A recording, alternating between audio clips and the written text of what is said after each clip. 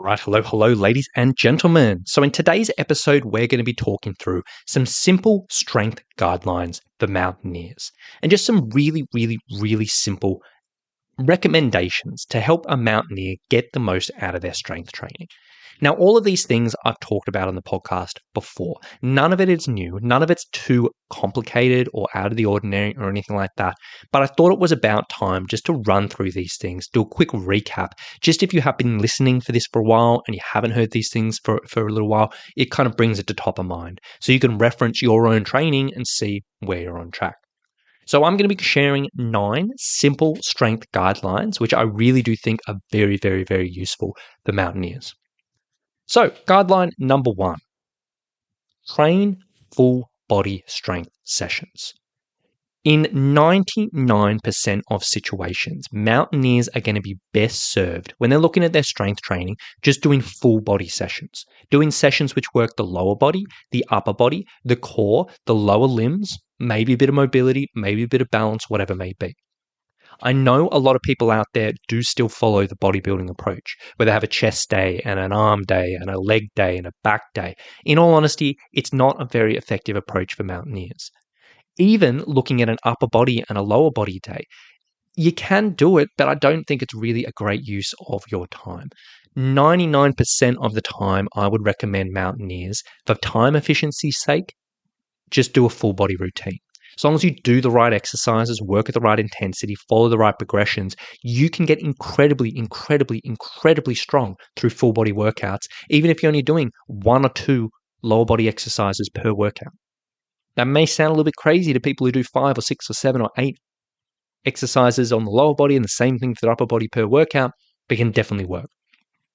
The only situation that I would ever really lean towards doing the whole upper body, lower body thing is if a mountaineer's in a situation where they're like, look, I just want to fit in a huge amount of training into my week, but I really find my legs are struggling to bounce back. And maybe I'm doing 6 days in a week where I'm doing sessions, strength and cardio and all of that, and I have 1 rest day, but my legs are just cooked through the week. And in that situation, maybe you might do lower body strength training and upper body strength training to give your legs 2 days break in the week. But again, I would sort of say there's better ways of going about it. You can adjust your total volume for the week, adjust intensity of other sessions, whatever it may be. But that may be an argument for it. So that's number 1. Strength guideline number 2. When you are looking at your strength training over the week, make sure you're balancing out pushing and pulling exercises. One of the most common mistakes I see from mountaineers is just doing too much work on the same movement patterns. Squats, step-ups, lunges, split squats, leg press, whatever it may be. All of these are really popular for mountaineers, and they're great exercises, but they all work the quads. And so many mountaineers just overload that area and neglect the hamstrings and the glutes. So a really simple way of looking at your training week is for every pushing exercise you do with your lower body, every exercise where you're pushing into the ground, like a squat, a step up, a lunge, a split squat, a hack squat, a leg press, anything like that, make sure you're getting another exercise in the week where you're doing a pulling movement.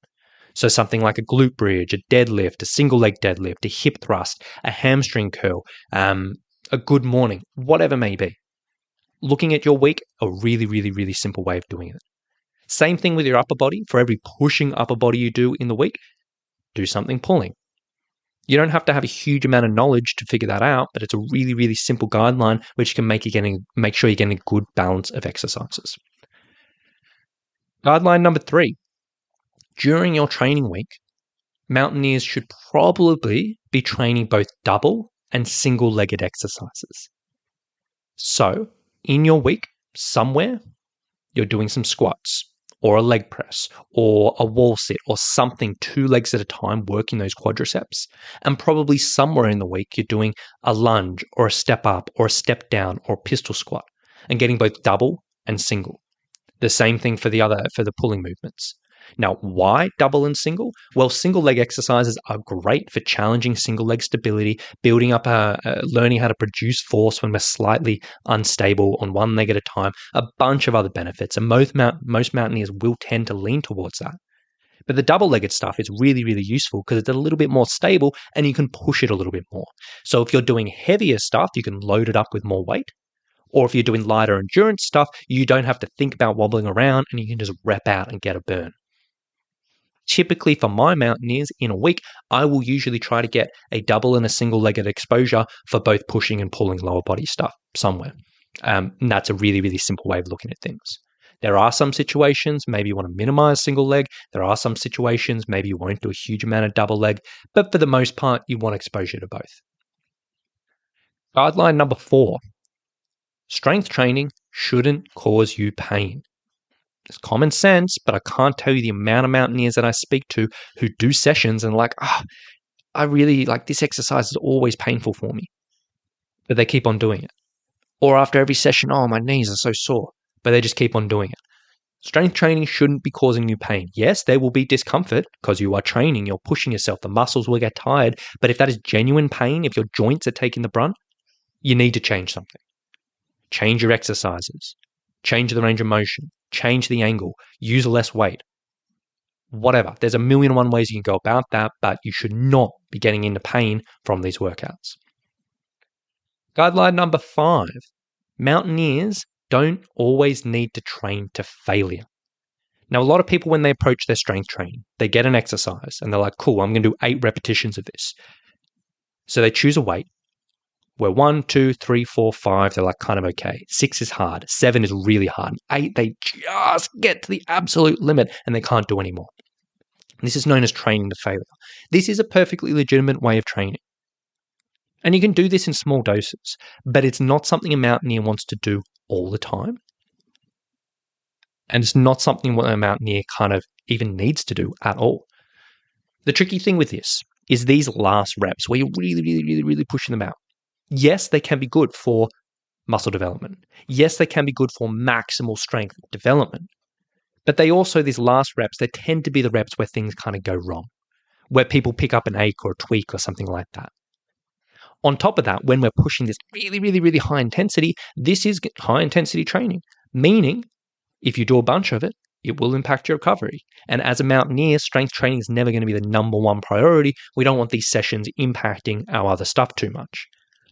Instead, what I typically recommend is a mountaineer work at what we call 2 reps in reserve. This is what I get most of my mountaineers doing for the majority of their strength training.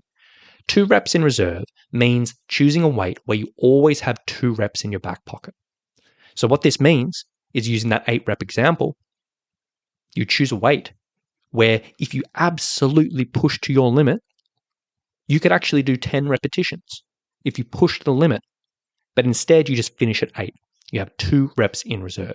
The idea behind this is it's still enough of a stimulus to give you good strength development, but it gives us that wiggle room in regards to not hitting that failure point and reducing the risk of things going wrong, and also not hitting that maximal intensity where, it's going to cook out the muscles a little bit. You don't need to train to failure. Every once in a while you can do it. That's fine, but not all the time.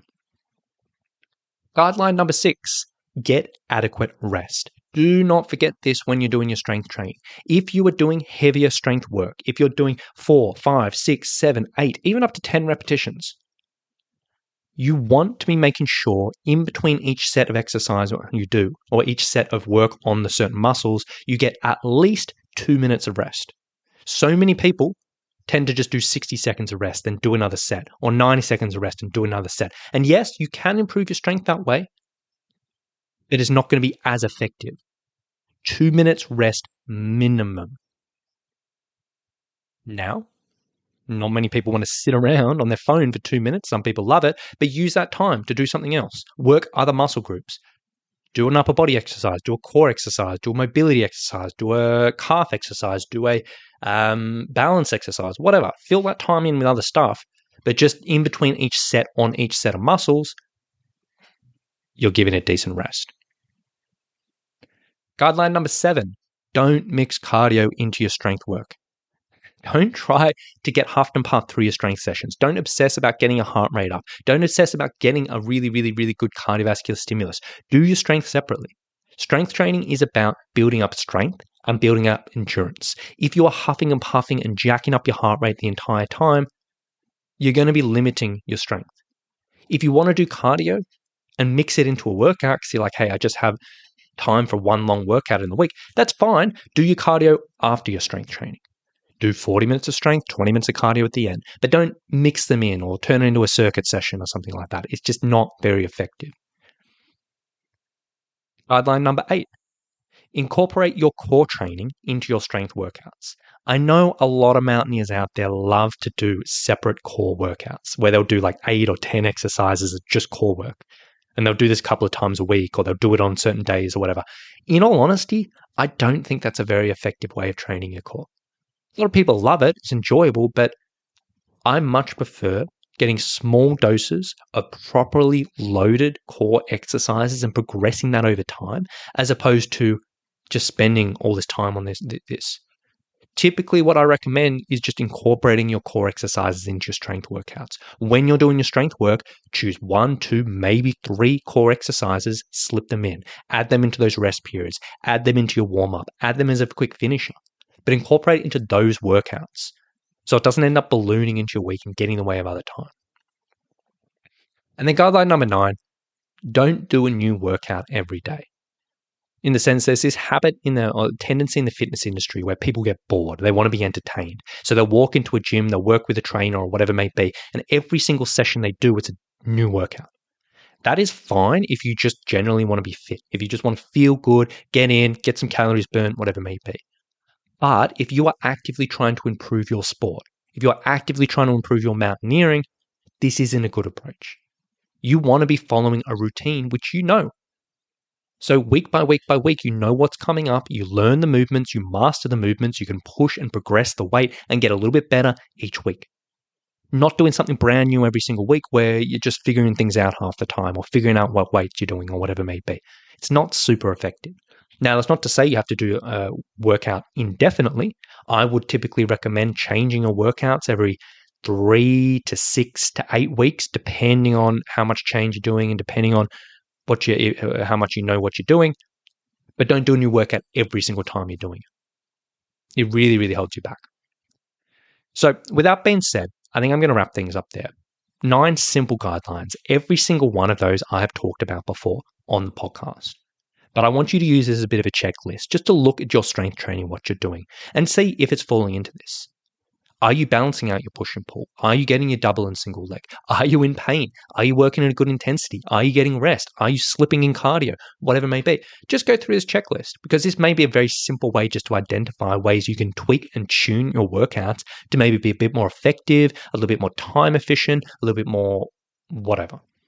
So have a look at your strength training at the moment. See if it lines up. If it does, great, fantastic. If it doesn't, maybe there's some room for improvement. Now, last thing I'll sort of say before I wrap things up, if you were a mountaineer and you needed some help with your strength training, you wanted to make sure it's effective, it's specific, it's safe for you, and really making the best use of your time, as well as complementing all the other training that you're doing in the week, I would love to chat with you. If you want to find out a little bit more about our online personal training for mountaineers, you can go to summitstrength.com.au/mountaineer. On that page, there's a big video, talks a bit about our training, and if it sounds like something you want to learn a little bit more about, there's a link where you can book a free call with our team. We can have a chat, learn about you, your mountaineering, your training, and see if we might be able to help you out. So if you want to learn more, go to summitstrength.com.au/mountaineer, and we can take it from there. So with that being said, thank you so much for listening. Hope you've enjoyed it. Hope you got a little bit out of it, and we'll talk to you very, very soon.